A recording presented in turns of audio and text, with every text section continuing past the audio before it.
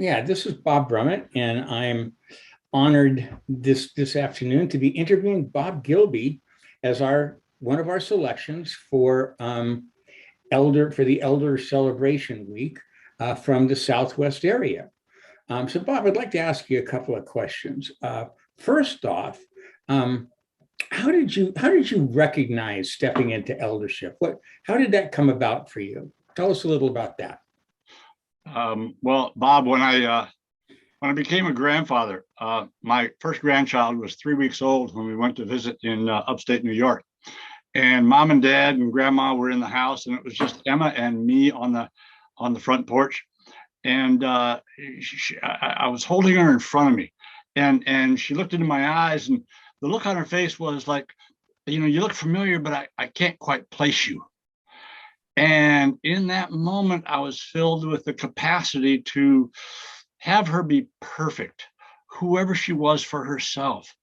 And that that spread to other kids and other children and to adults and younger folks, and led to recognizing that I am an elder and I can reflect the gold to people, so that they see themselves, however they are for them, whatever they've experienced recently, they can see that they are whole and complete and perfect.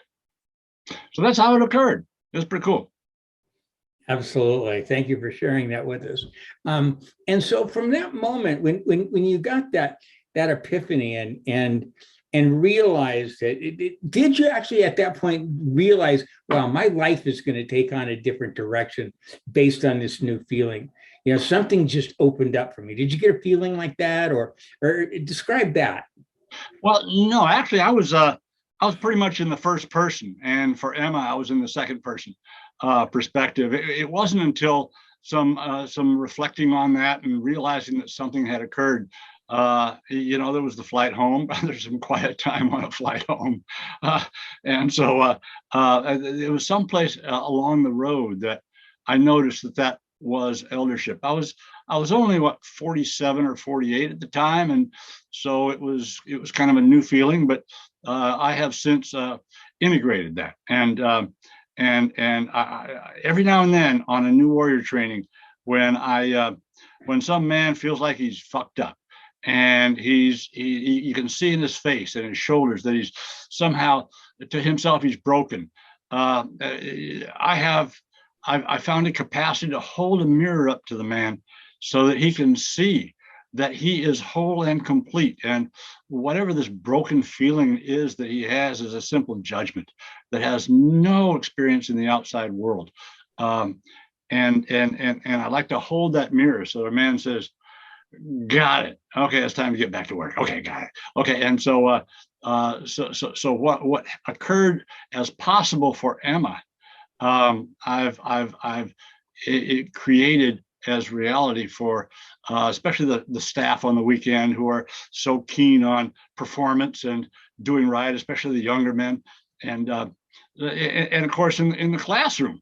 I'm a retired high school teacher, and so in the classroom, there's a lot of broken people, a lot of broken egos, a lot of wounded warriors, as it were, that walk into those classrooms, and to hold a mirror that says you can do this, and any sense that you can't is somebody told you, and you've been telling yourself that ever since. So yeah, it has spread throughout my the other aspects of my life. And Bob, what's your mission? My mission is to create a world of healthy people by feeding hearts, minds, bodies, and spirits.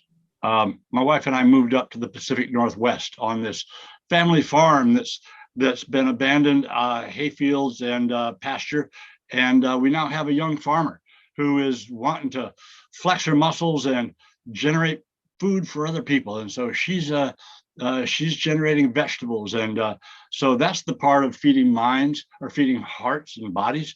Feeding the spirits is my granddaughter, when she came to visit, and went kayaking in the Tacoma Narrows, which is pretty exciting.